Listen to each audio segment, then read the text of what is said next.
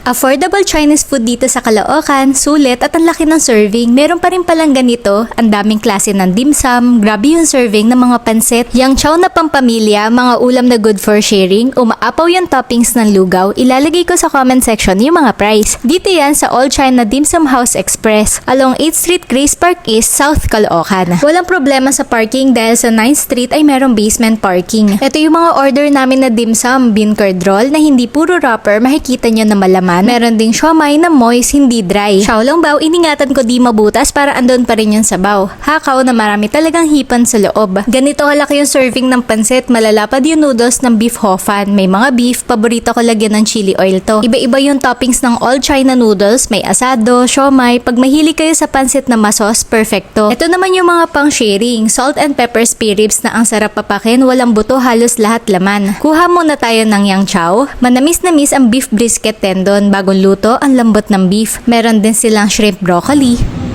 all China chicken, at lumpiang Shanghai. Silky at sariwa din ng fish steam soy pampano.